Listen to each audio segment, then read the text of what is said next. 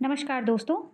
आज हम बात करेंगे धर्मनिरपेक्षता की, जिसमें हम समझेंगे कि धर्मनिरपेक्षता क्या है, धर्म का विरोध या फिर सबका सम्मान। बेसिकली ये वीडियो 5 पार्ट्स में डिवाइडेड है। ये वीडियो का पहला पार्ट है, ठीक है। जब भी हम धर्मनिरपेक्षता की बात करते हैं, तो सबसे पहले हमारे लिए ये समझना ज़रूरी है कि धर्म शब्द का असली मतलब क्या है, क्योंकि जब तक धर्म को हम नहीं समझेंगे, तब तक धर्मनिरपेक्षता को भी नहीं समझ पाएंगे।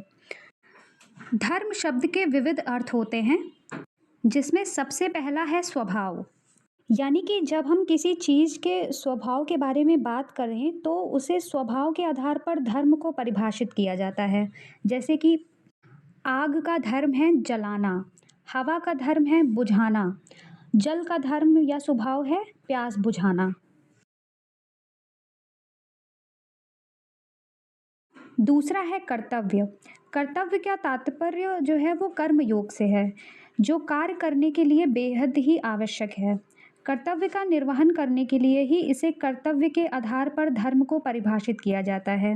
जैसे कि राजधर्म यानी कि राजा होने के क्या कर्तव्य हैं, धर्मराज, मित्र धर्म, विद्यार्थी धर्म और धरत धारयति व लोक इति धर्म, यानी कि जो धारण करता है उसे धर्म कहते हैं, ठीक है। तीसरा है मजहब या फिर पंथ या फिर संप्रदाय। यानी कि मजहब या पंथ या फिर संप्रदाय के आधार पर धर्म को परिभाषित करना।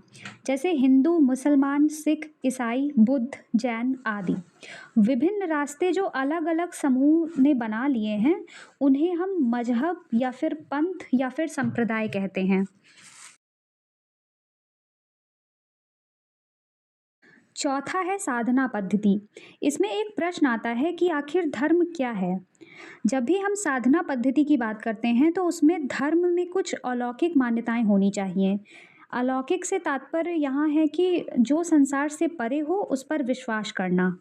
इस अलौकिक पद्धति को प्राप्त करने के लिए साधना पद्धति होनी चाहिए।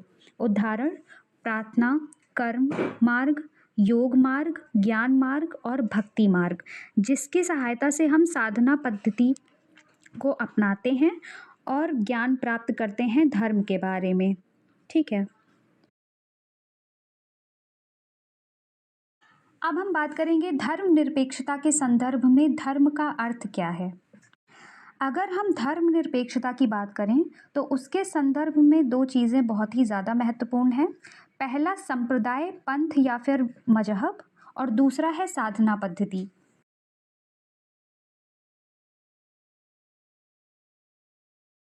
धर्मनिरपेक्ष की अवधारणा का पहली बार उपव्यवस्थित रूप में जो प्रयोग हुआ था, वो 19वीं शताब्दी में हुआ था। 5वीं से 14वीं शताब्दी, जिसे हम अंधकार का युग भी कहते हैं, उसमें पश्चिमी यूरोप की स्थिति कुछ ऐसी बनी कि वहाँ ना तो औद्योगिक विकास हुआ, ना वैज्ञानिक क्षेत्र का विकास था और ना ही धर्मनिरपेक्षता का विकास था। ईसाई धर्म के लोगों का मानना था कि पृथ्वी एक जेल है, जिसमें हमें हमारे पापों का भुगतान करना है। उसके पश्चात ही हमें ईश्वर की प्राप्ति होगी। वहाँ अंधकार काल 14वीं शताब्दी से कम होना शुरू हुआ। 14वीं शताब्दी में रेनेसां काल, यानी कि जिसे हम पुनर्जागरण काल भी कहते हैं, वो आया जब यहाँ लोगों को ग्रीक, विशेष रूप से अरस्तु के ग्रंथ मिलने शुरू हो गए थे।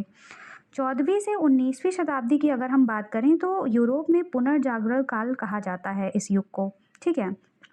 आगे चलकर यूरोप में धर्म सुधार हुए और प्रबोधन का काल आया, जब तर्क और अनुभवों पर विश्वास किया जाने लगा था, ठीक है। इसी के साथ विज्ञान क्रांति भी हुई। विज्ञान का विकास करने वाले धार्मिक व्यक्ति थे कॉपरनिकसीय, जिसे हम कॉपरनिकसीय क्रांति के नाम से भी जानते हैं। औद्योगिक क्रांति भी शुरू हो गई थी इसी दौरान। तो बेसिकली हम कह सकते हैं कि 14वीं से 19वीं शताब्दी तक लोगों ने तर्क वितर्क करना और अनुभवों पर विश्वास करना शुरू कर दिया था, जिससे कि धर्मनिरपेक्ष की अवधारणा पनपी। Thanks for watching. मिलते हैं नेक्स्ट पार्ट में, तब तक के लिए जय हिंद।